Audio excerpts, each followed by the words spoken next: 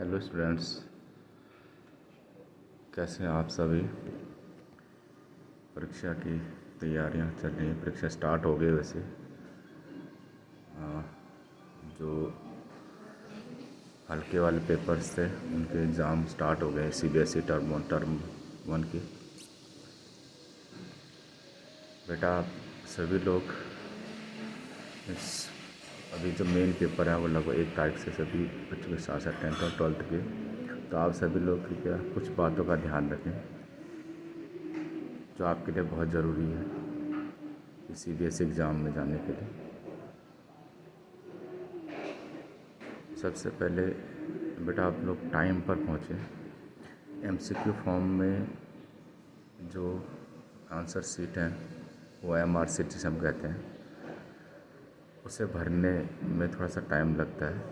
और अगर हम समय पर नहीं पहुंचते हैं और थोड़ा सा लेट हो जाते हैं तो उसमें क्या होता है, जल्दीबाजी में हमसे कई मिस्टेक्स उसमें भरने में हो जाती हैं, जिसका हमें आगे नुकसान हो सकता है। तो ध्यान से उसे भरते समय हर कॉलम को ध्यान से देखें और हर नंबर्स या लेटर्स के नीचे उसी लेटर्स पर आप गोला लगाएं, काला करें जिस पर आपने ऊपर जिसकी एंट्री की है। और जो भी लेटर आप एंट्री कर रहे हैं अपने नाम के अदर चीज़ें, उस सभी को कैपिटल लेटर्स में ही एंटर करें, कैपिटल लेटर में ही उसे लिखें। और उसके बाद आप अपना ध्यान जब क्वेश्चन पेपर से पूरा करने के बाद आप दोबारा एक बार अच्छी तरह चेक कर लें और उसके बाद उसे छोड़ दें। उसके बाद अब देखते हैं हम क्वेश्चन की तरफ। आपको लगभग 60 क्वेश्चन आएंगे। अधिकतर तो सब्जेक्ट्स में 60 क्वेश्चन आ रहे हैं। 60 क्वेश्चन में से किसी में 40 क्वेश्चन करने हैं, किसी में 50 क्वेश्चन करने हैं। वो आप ध्यान से पढ़ लें, हर सेक्शन वाइज है।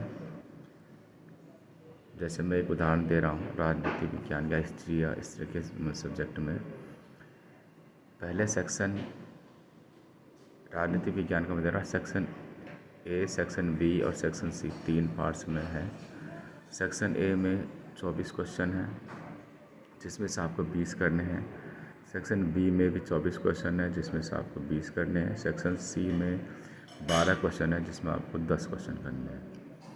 सेक्शन ए का मैं देख रहा हूँ जो पैटर्न है उसके अनुसार सेक्शन ए जिसमें 24 क्वेश्चन आ रहे हैं वो पहली बुक से आ रहे हैं। अगर आपके सब्जेक्ट में 2 बुक्स हैं, जैसे राजनीति में अगर 12th में देखते हैं हम, राजनीति विज्ञान में 2 किताबें हैं, समकालीन विश्व का राजनीति और समकालीन भारत की राजनीति।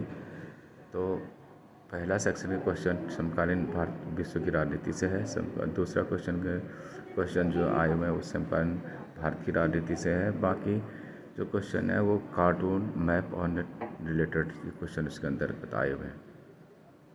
तो बेटे ध्यान से उनको क्वेश्चनों को करना है।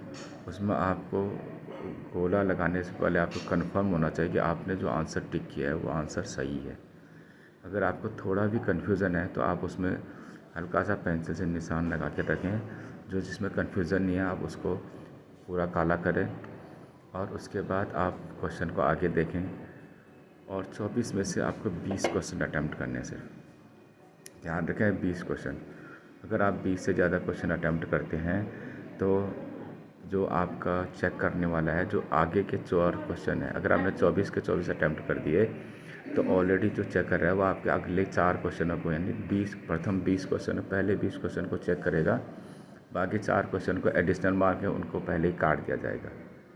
यानी अब आप 20 क्वेश्चन में पता चल रहा है 24 में से वो जो 4 क्वेश्चन काटे हैं लास्ट के उसमें से आपके चारों ठीक थे और जो 20 क्वेश्चन पहले के जो स्टार्ट किए हैं उसमें से आपको कुछ क्वेश्चन गलत थे। तो यहाँ पर आपको भारी नुकसान हो सकता है मार्क्स का। इसलिए 20 ही क्वेश्चन करें और जहाँ पर थोड़ा कन्फ्यूज़न है उसके लिए आप थोड़ा टाइम बचा के रखें। जो कन्फ्यूज़न नहीं है वो तो आप काला करते रहें। टाइम का भी ध्यान रखें क्योंकि 1.5 घंटे का समय मिलेगा सिर्फ। और उसके बाद क्वेश्चन को करते रहें आगे। और 20 क्वेश्चन अगर आपके करेक्ट हो गए तो फिर तो और को करने की ज़रूरत नहीं, फिर दूसरे सेक्शन में चले जाएं और इस तरह तीसरे सेक्शन में चले जाएं। अब जब सारे सेक्शन में आपने करेक्ट वाले क्वेश्चन करने के बाद जो क्वेश्चन आपके बचते हैं उन सेक्शनों में फिर उन क्वेश्चनों को करें। फिर भी आपको कोई क्वेश्चन नहीं आता है तो आप उसके बाद, माना आपको सेक्शन बी में 17 क्वेश्चन आई, अब 3 क्वेश्चन आपको आ ही नहीं रहे, तो ऐसे में आप 3 क्वेश्चन और अटैम्प्ट करें जो आपको लगता है कि ऐसा हो सकता है। तो आप अंदाजे से भी उन 3 क्वेश्चनों को लगा दें, क्योंकि निगेटिव मार्किंग नहीं है तो इसमें कोई आपको नुकसान नहीं है। हो सकता है उन 3 में से 1 या 2 सही निकल जाए, आपको उसका मार्क्स मिल जाए।